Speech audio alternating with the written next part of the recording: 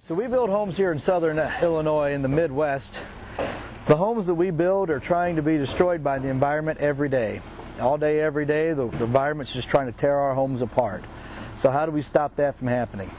It's either going to be the wind, the rain, the moisture, the humidity, or the insects. Something's trying to get your home tore apart. Now the first line of defense for that is going to be the copper termite shield. This copper termite shield is your first line of defense against termites and against moisture as well.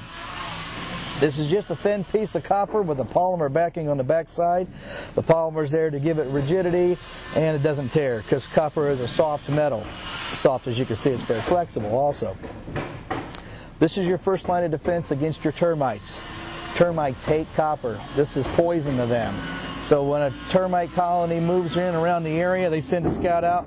He finds this copper. He goes back, tells everybody, go on down the road. We don't want anything to do with this place here. Now it's also something that's going to be permanent. If you use poisons and sprays, they are also very effective to stop termites, but that's something you have to keep up with year after year for the life of the home. If a home is sold from one person to another, there could be a lapse in their treatment plan, if somebody just forgets. Things happen, we're all busy. You don't have to remember about this. This is here forever. And you're not spraying poisons around your home where your kids are going to be playing either. So there's a couple advantages to that. Second thing that this termite shield is going to do for you, because it's copper, it creates a capillary break. So I said it's copper and it's got a polymer backing on it. What is a capillary break? A capillary break is not going to allow moisture to pass through it in a liquid or a vapor form. Why would that be important down here? Well, this is concrete. Your concrete foundation is going to wick moisture. It's one of the things that concrete does. It's just one of the physical properties. When you see a bridge crossing a river, the concrete pylons that are put down into the water, you'll notice that they're a different color. Say 7, 8 feet above the water line, they're a darker color. What that is moisture that's being wicked up like a candle wick, pulled up out of the water above the grade. It's something that concrete does. Well, this is a concrete foundation, so it's going to tend to do the same thing. It's going to pull moisture out of the ground moisture out. If you don't stop that, that moisture is going to get into the wood framing of the home, causing premature rot. Now, we know they don't force you to do the copper termite shield. Most people don't do it because it's very expensive. This is a mark of somebody who's willing to spend a little bit more money on something. But it works, and that's why we do it. Most builders are just going to have the treated termite shield, or the treated lumber. This lumber right here is treated to resist moisture and insects.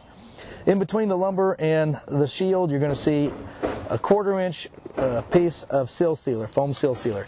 This helps with taking out some of the imperfections in the top of the walls. Now it's only a 1/4 inch thick because the imperfections in the top of our walls are very minimal. After this is installed on the inside, there is a closed foam that's used to seal everything up airtight.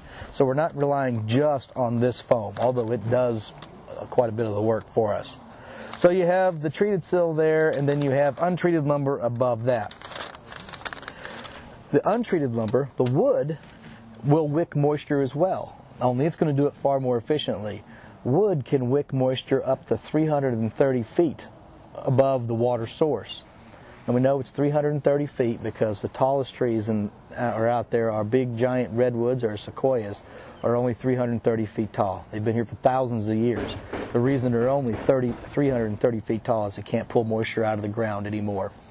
That's where it tops out. So that's limited their height in that way. Well, this home here is not going to be 300 feet tall. So if we didn't have some kind of a capillary break, there's nothing to stop this wood from pulling that moisture out of the ground all the way up to the top and causing premature rot.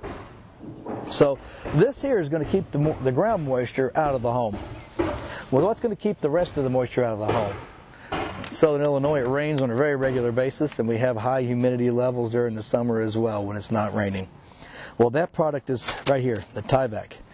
The DuPont Corporation has developed Tyvek Homewrap. You've seen this. It's very well known. You see it on millions of new homes. There's a reason for it. The reason is that it works. It simply works. Their slogan is the miracles of science. And if I show you how this really works, it is kind of a miracle. Tyvek is a smart membrane. This is a smart material. It's not just paper. To think of it as being a paper is a terrible understatement. It's smart in that it knows which way's out. You'll see that all the Tyvek should be put on a home with the printing out. You've got printing on one side and not on the other. If you see a home where the Tyvek's applied where the printing is in, you need to talk to that builder. They've made a great mistake and they're not going to like the way it performs. The reason they have the printing on the one side is to show us which side's out, because this has one side. It's a smart membrane. It is going to stop any moisture in the form of water or vapor and or air from penetrating it in this fashion. However, on this way, air and moisture vapor can pass right through it with very little resistance at all. That's what they call a smart membrane. So if there's any moisture that's trapped inside the building cavity, inside the wall, it can work its way out. But when it rains, the water's going to bounce off of it, the wind's going to bounce off of it, the water vapor is going to bounce off of it, keeping everything out of it. Now there's other products that are on the market, liquid applied products that are a semi-permeable membrane. They work very well for sealing a house up for air tightness, but being semi-permeable, they will allow moisture vapor to pass through it back and forth. And I don't like the idea of doing that in an environment such as Southern Illinois where we have such a high humidity level. That's going to allow the humidity level inside the wall cavity to fluctuate with the humidity that's outside. A smart membrane is going to let the humidity or moisture inside the wall out, but to keep the moisture that's outside in. And if you're from Southern Illinois, you understand that it gets really muggy here during the summer. So that's how the Tyvek Homewrap is going to work.